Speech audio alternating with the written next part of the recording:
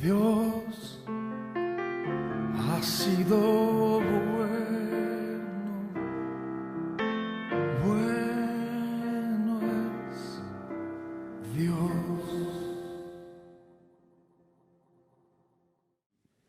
Muy buenos días, tomen asiento por favor. Bienvenidos, gracias por estar con nosotros, gracias por acompañarnos.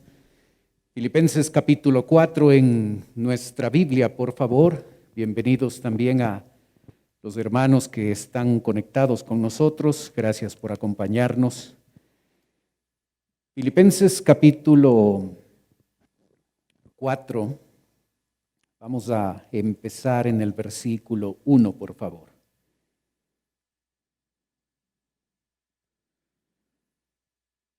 La Biblia dice: así que, hermanos míos, amados y deseados, gozo y corona mía, estad así firmes en el Señor, amados.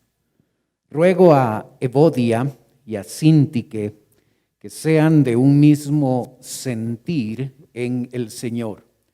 Asimismo te ruego también a ti, compañero fiel, que ayudes a estas que combatieron juntamente conmigo en el Evangelio, con Clemente también, y los demás colaboradores míos, cuyos nombres están en el libro de la vida. Este pasaje hace referencia a la importancia de la unidad en nuestra vida. El texto empieza dirigiendo palabras del apóstol Pablo para llegar a describir a los filipenses. Hermanos míos, amados y deseados, gozo y corona mía. Usted puede observar que esa frase llega a consolidar 6 características que el apóstol Pablo llega a mostrar acerca de estos hermanos, los filipenses. Aquí tenemos una descripción de ellos. Y en esa descripción él les dice, hermanos. Para que alguien pueda llamar hermano a otro, se necesita tener el mismo padre. Así es que, como puede ver en la siguiente gráfica, usted observa el hecho de que había una relación espiritual entre el apóstol y estos hermanos, porque ellos y el apóstol tenían el mismo Padre celestial y por eso eran hermanos. La palabra hermanos a veces se utiliza como una herramienta para aquellos que no sabemos el nombre de otro, del otro. Así es que, como no me acuerdo tu nombre, hermano, bienvenido, ¿cómo está? Buenos días. Pero en verdad el término hermanos engloba una relación espiritual. Esta relación espiritual va más allá porque él les dice hermanos míos. Él reconoce esa relación espiritual que ha llegado a profundizarse porque también eran amigos, no solamente hermanos. Luego les dice que son amados, es decir, queridos, apreciados, preferidos. Usa el adjetivo deseados para mostrarles a ellos que el apóstol anhela profundamente volverles a ver. Están lejos y él anhela poder volver a verlos de manera presencial. Gozo, gran felicidad y placer produce el recuerdo de estos hermanos en la vida del apóstol. Y luego les dice corona mía, es decir, esa guirnalda que se ponía sobre la cabeza al ganador de una competencia. Él les ve a estos hermanos como su corona, como el premio que va a recibir de Dios por haber trabajado en la vida espiritual de ellos. Al final del versículo 1, vuelve otra vez a utilizar la palabra amados para otra vez enfatizar el amor y el aprecio que Él les tenía a cada uno de ellos.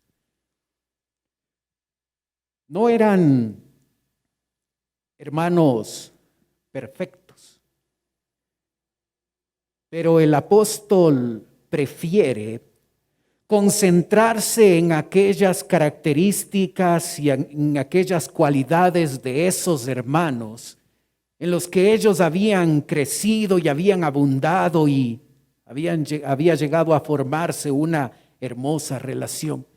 El hecho de que el apóstol Pablo les describa de esta forma a personas que no son perfectas, a personas que todavía no tenían el crecimiento espiritual que debían y todavía existían problemas dentro de la iglesia, muestra que él puede concentrarse en esa relación espiritual de amistad y de hermandad, hablando muy bien de ellos, no porque es educado y no porque quiere dar alabanzas huecas, sino porque realmente les ama a esos queridos hermanos. ¿Cómo tratas tú a tus hermanos? ¿Cómo piensas acerca de ellos? ¿Cómo llegas a relacionarte con ellos? Tú y yo escogemos en nuestra relación con nuestros hermanos enfatizar todas las fallas y todos los errores y todas las cosas que hacen mal. O podemos, sin negar esas debilidades, podemos llegar a valorar, a amar a ellos de manera genuina. Es interesante que el apóstol, antes de darles una orden a estos hermanos, les describe de esta forma. El apóstol sabe que él puede mandarles porque él es un apóstol de Cristo. Pero quiere que para los creyentes de Filipenses quede claro que él no les manda algo solamente porque tiene la autoridad para hacerlo, sino que les va a ordenar ciertas cosas que deben cumplir en su vida porque les ama y porque desea que genuinamente ellos puedan fomentar la humildad en su vida, la unidad en su vida espiritual. Empieza el versículo 1 diciendo: así que. Recuerda lo que aprendimos el domingo pasado. Hablamos del hecho de que tú y yo somos ciudadanos del cielo. Nuestra ciudadanía es celestial. Y ese concepto debe ser más que un concepto, debe llegar a ser algo que transforma nuestra manera de vivir. Ya que ustedes son ciudadanos celestiales, ciudadanos del cielo, así que deben estar firmes en el Señor. ¿Observas la instrucción? Si nuestra realidad y nuestros privilegios espirituales no cambian nuestra manera de vivir, solo son conceptos. Si entendemos lo que significa ser un ciudadano del cielo, eso debe afectar nuestra manera de vivir. Y esa manera de vivir debe caracterizarse por la firmeza. Ese verbo, estad firmes, es una metáfora militar. Los creyentes de Filipos, al ser una colonia romana, saben muy bien, entendieron muy bien este término y las implicaciones que esta metáfora tenía cuando el apóstol la usó. Estad firmes es una orden que tiene la connotación de que debe ser algo habitual, debe convertirse en una costumbre en la vida de estos creyentes de Filipos. Estad firmes. No habla de seguridad de salvación.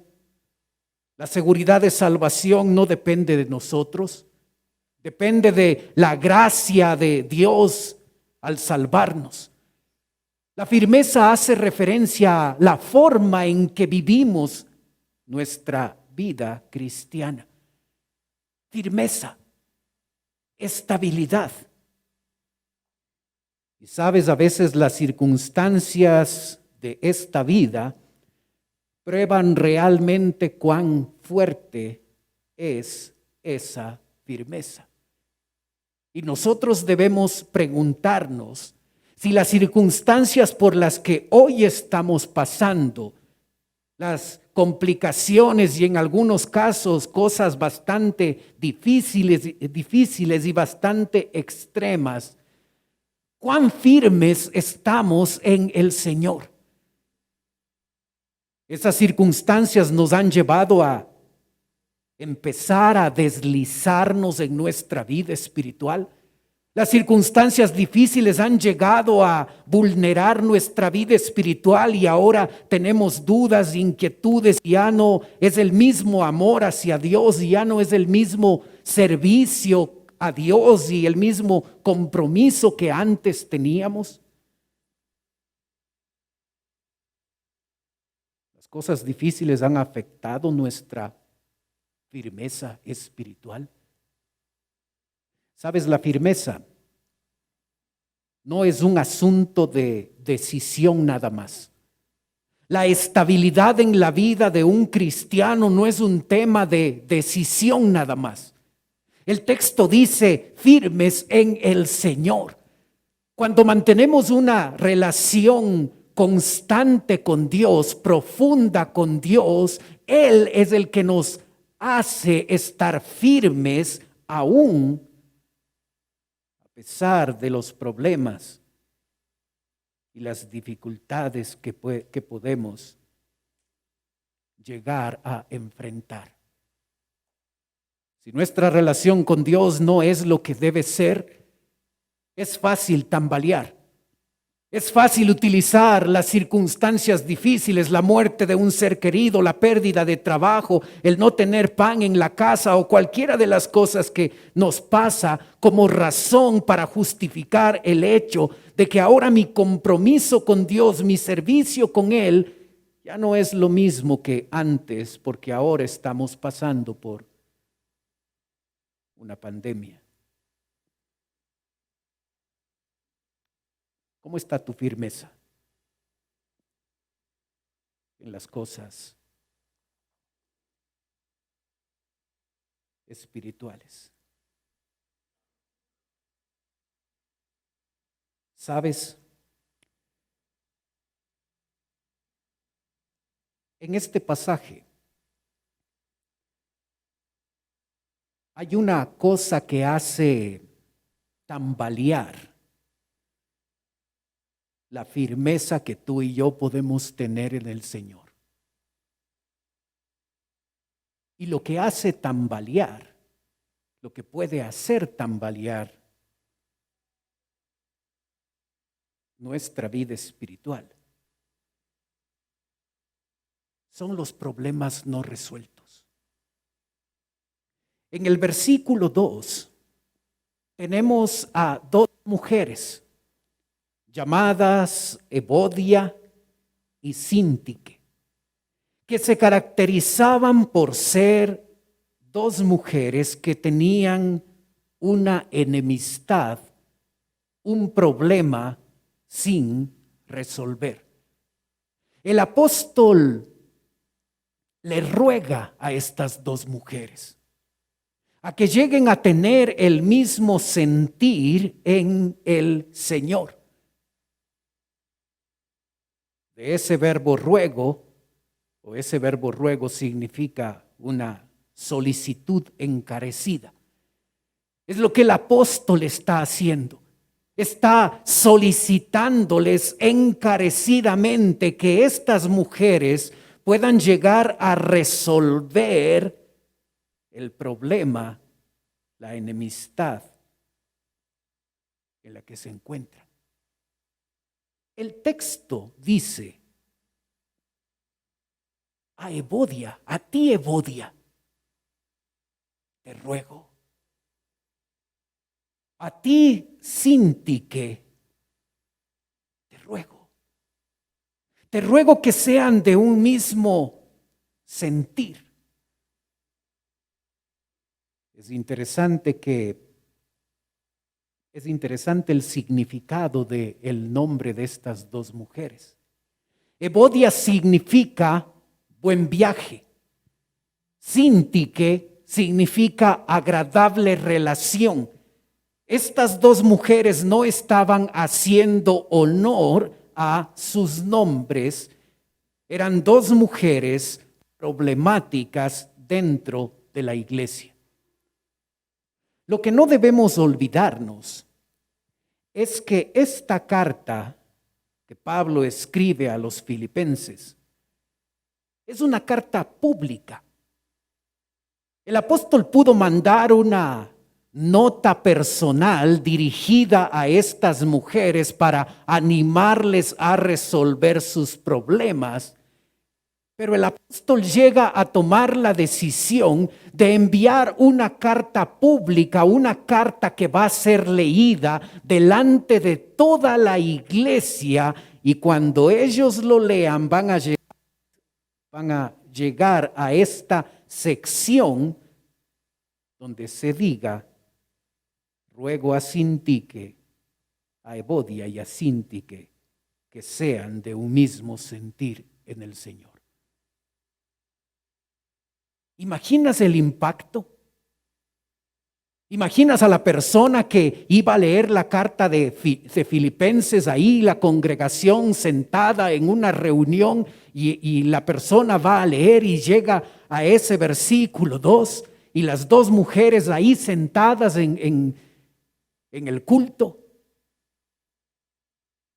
¿Por qué el apóstol trata este tema que podía ser tratado de manera personal, él y una pequeña carta dirigida solo a las dos?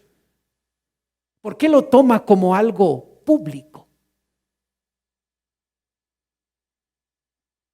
¿Para hacerles quedar mal?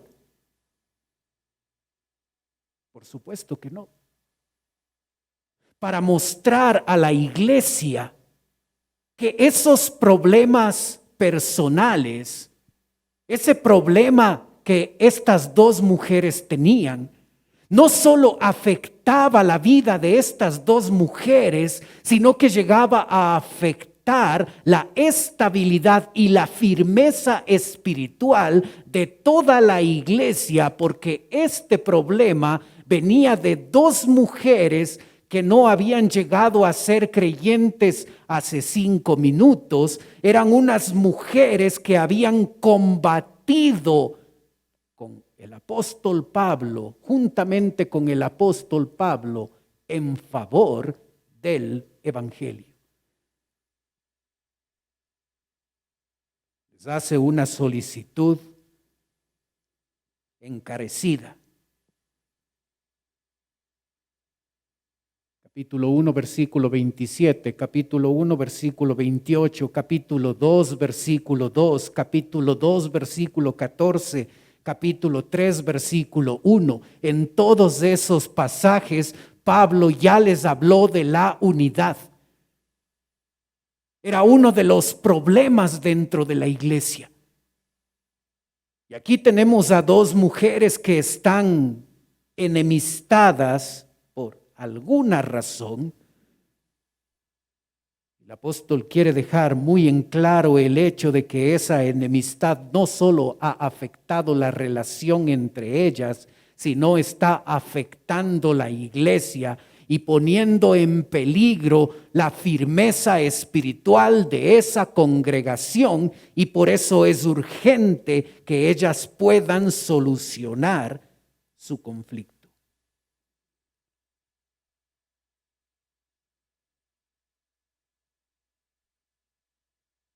¿Tienes algún problema no resuelto con alguien? Puede que está presente, puede ser que esté presente esa persona. Puede ser que no. ¿Tienes un problema no resuelto? Esto nadie sabe, esto es entre esa persona que me cae mal y nadie tiene por qué meterse, esto no afecta, esto no les importa. A veces nosotros tenemos esa mentalidad olvidándonos que somos un cuerpo. Y cuando el dedo del pie está afectado, todo el cuerpo está afectado, no solamente el dedo. Somos un cuerpo y ese es el concepto que el apóstol Pablo quiere dejar en la mente de estas mujeres. No es un conflicto personal nada más que les afecta a estas dos mujeres, es algo que les afecta a ellas, pero también afecta a la iglesia y por ese motivo es la iglesia la que debe solucionar esto. Obviamente estas mujeres deben tomar la decisión de resolver ese problema en el que se encuentran. ¿Cómo resolver el conflicto? Ruego a Evodia y a Síntique que sean de un mismo sentir. El verbo sentir ya ha aparecido en la carta de Filipenses varias veces. En el ejemplo de Cristo, la mayor referencia. Sean vosotros del mismo sentir que hubo en Cristo Jesús, el cual siendo Dios no estimó como cosa que aferrarse. Ese verbo sentir comunica más que sentimientos, comunica una forma de pensar, comunica una actitud que debe caracterizarnos a todos los cristianos, y estas dos mujeres necesitan tener una forma distinta de pensar. ¿Sabes? Cuando tenemos un conflicto con alguien, aparte de nuestra natural barrera de orgullo que ponemos, en verdad el conflicto es un asunto de tener una forma distinta de pensar del otro.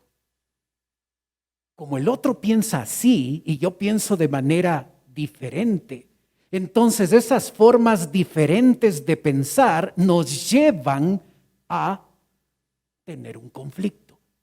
El apóstol dice que nuestro sentir debe estar aquí en la Biblia. Así es que lo que el creyente debe llegar a hacer es abandonar su forma de pensar, abandonar sus principios y conceptos basados en el buen juicio, en la tradición, en las costumbres, en la forma en que fuimos criados, y nuestra manera de pensar debe adaptarse, debe ser congruente con lo que la palabra de Dios dice.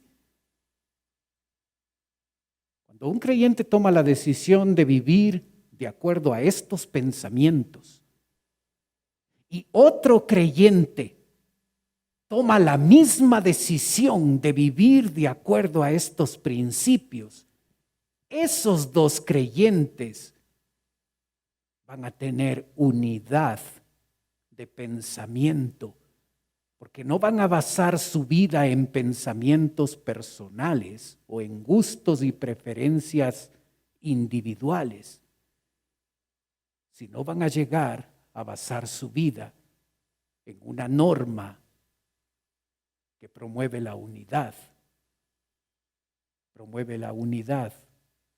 de pensamiento. Eso es lo que Evodia y Síntique necesitan. Necesitan dejar sus pugnas y necesitan dejar de luchar por lo que ellas creen que es correcto, que les ha llevado a mantener una enemistad, y deben llegar a unificar sus pensamientos a la luz de una regla infalible como es la palabra del Señor. Ruego a Evodia y a Síntique que sean de un mismo sentir en el Señor.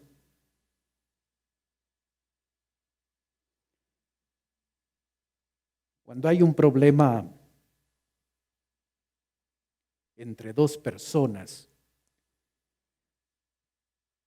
a veces es necesario un mediador, un pacificador que ayude a resolver el conflicto. Y en el versículo 3 tenemos a ese pacificador, donde el apóstol Pablo le va a hacer una solicitud con carácter de orden. El texto dice: asimismo te ruego también a ti, compañero fiel, que ayudes a estas que combatieron juntamente conmigo en el Evangelio, con Clemente también y los demás colaboradores míos, cuyos nombres están en el libro de la vida. El apóstol Pablo le ruega, pero cuando le dice que me ayudes, ese verbo es un imperativo, así es que es una solicitud con carácter de orden. El apóstol está diciéndole a este hombre que no sabemos la identidad, se le llama aquí compañero fiel, que él sea el instrumento, el mediador para que estas dos mujeres lleguen a resolver ese conflicto.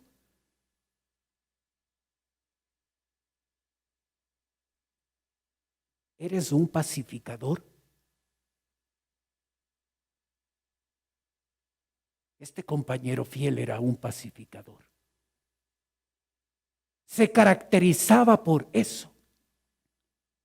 Estas dos mujeres, Evodia y Síntique, habían combatido juntas con el apóstol Pablo en el Evangelio. Así es que eran personas que habían llegado a cierto nivel espiritual y habían participado del servicio y no habían tenido problema de arriesgar en parte su propia vida para promover el Evangelio. Por eso el uso del término combatieron. Ahora, por alguna razón, estas mujeres están enojadas. El apóstol Pablo escoge a este compañero fiel. La palabra compañero aquí se traduce de la palabra griega yugo. Ese pedazo de madera que se pone sobre dos animales y se le amarra con correas para que esos dos animales puedan seguir un mismo camino y así ayudar en la siembra de un terreno. Yugo. Nosotros en nuestro lenguaje tenemos la palabra yunta. No sé si los jóvenes usan ahora esa palabra, pero cuando yo tenía esa edad, usábamos esa palabra. Tú eres mi yunta, tú eres mi pana, tú eres mi hermano, tú eres mi amigo. Era un término para describir esa relación estrecha, esa relación filial. El apóstol escoge a un compañero fiel, a una persona que entendía muy bien lo que es ser yunta, lo que es ser amigo. Escoge adecuadamente a esa persona para que esa persona sirva como intermediario para ayudar a estas mujeres a solucionar su conflicto. Si tú tienes un problema resuelto con alguien, un problema no resuelto con alguien, y te das cuenta de que no puedes resolverlo, busca a alguien que te ayude. Busca un compañero fiel. Busca a alguien que sea un mediador, que pueda sentarles y que puedan comunicarse y puedan llegar a resolver ese conflicto que se ha generado.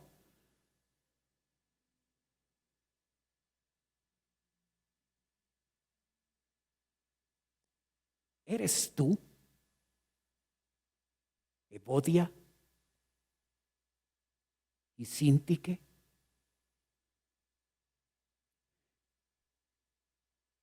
Los problemas y los conflictos no solo se generan entre mujeres. También nosotros los hombres, entre hombres, nos peleamos por cosas. Pero ¿sabes un detalle interesante? Es el hecho de que cuando dos mujeres se pelean, pueden saber que deben solucionarlo. Pero en la parte emocional les llega a costar tanto resolver ese conflicto, porque a diferencia de nosotros los hombres, las mujeres se caracterizan por una parte emocional mucho más fuerte que nosotros. Las mujeres por naturaleza aman. A nosotros los hombres se nos ordena a amar. La parte emocional es una ventaja, es algo que se destaca. La mujer frente a nosotros los hombres tienen esa gran ventaja. Pero esa gran ventaja a veces les puede jugar en contra cuando esa parte afectiva les lleva a ellas a que se enraíce tanto ese conflicto que aunque saben que deben resolverlo, la parte afectiva no les deja o no quieren dejar para dar ese paso tan necesario y resolver esa enemistad.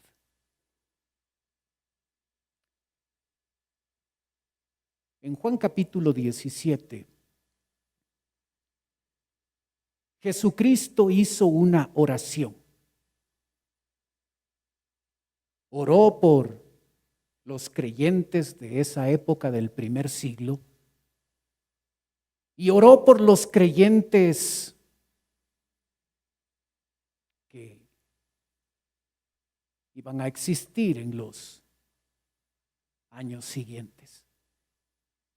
Y dentro de las múltiples razones por las que Jesucristo podía orar por nosotros, escogió un tema del cual orar.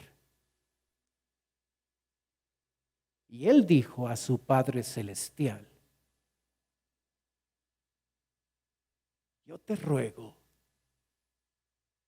que sean uno como tú y yo somos uno. Oró por unidad, porque el no aprender a vivir en unidad nos lleva a nosotros, como les llevó a estas mujeres que combatían juntas por promover el evangelio. Esa enemistad les separó y ahora la obra del Señor por esa enemistad ya no seguía adelante la obra del Señor en cuanto al trabajo que ellas podían hacer, porque ahora esa enemistad se había interpuesto en el servicio que estas mujeres antes le daban al Señor. La falta de unidad afecta la obra de Dios. En el versículo 1 se nos habla de la firmeza cristiana. La falta de unidad afecta la firmeza cristiana. Así es que es importante que nosotros podamos darle el lugar que tiene al tema de la unidad en nuestra vida y lleguemos a dejar nuestro orgullo a un lado y esta semana tomemos la decisión de hablar con esa persona, de hacer esa llamada o esa reunión virtual donde depongamos nuestro orgullo y digamos, hablemos. Solucionémoslo. Resolvamos este conflicto. Es importante hacerlo, hermano. Si tú tienes un problema no resuelto, toma la decisión ahora de hacerlo. Si necesitas ayuda, busca un compañero fiel que pueda ayudar, que pueda mediar.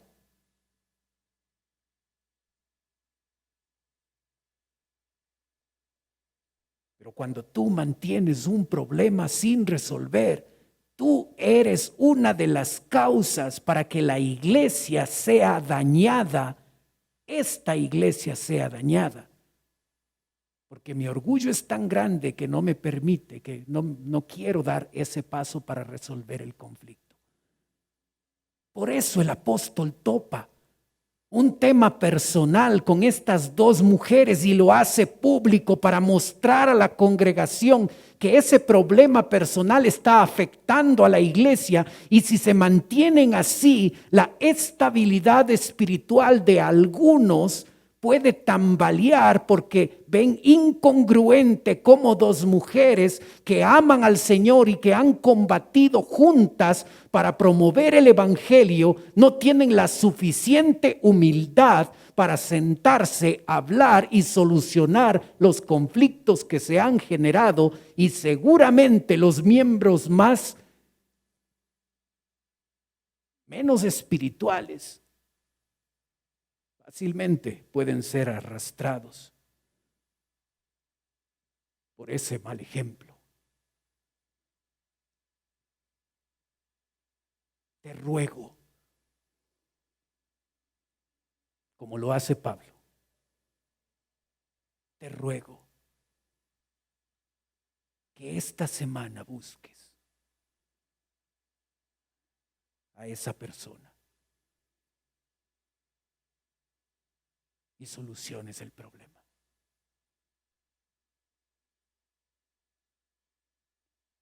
La unidad es importante. La unidad nos permite trabajar juntos para cumplir la obra de Dios.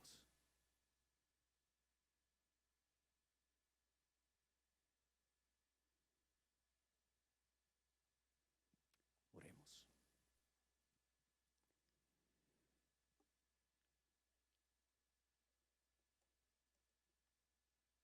Padre Celestial,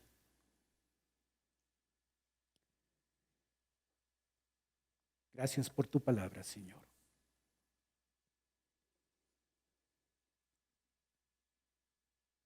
Ayúdanos, Señor,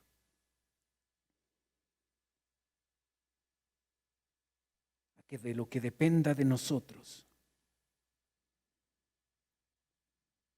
estemos en paz con todos.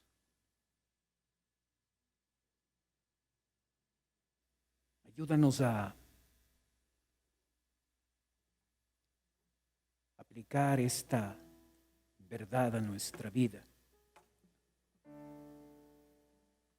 a darnos cuenta que cuando no resolvemos conflictos, esto no solo afecta a las personas primariamente involucradas, sino afecta al cuerpo, daña la unidad, afecta tu obra, pone en peligro la firmeza de otros creyentes.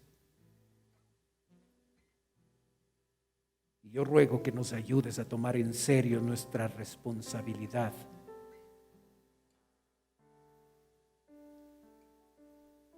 de mantener esa unidad que tú lograste en la cruz de Calvario, haciendo de todos nosotros un cuerpo en ti. Ayúdanos a cuidar y a proteger esa unidad. Pedimos tu bendición.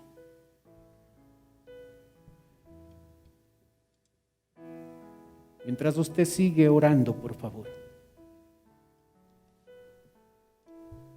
Puede ser que esta mañana nos está visitando alguien que viene por primera vez. Y si ese es tu caso y tú quieres permitirme orar por ti, mientras los demás están cerrados sus ojos, tú puedes levantar tu mano. Con eso me estás diciendo: pastor, vengo por primera vez, ore por mí. ¿Hay alguien así esta mañana?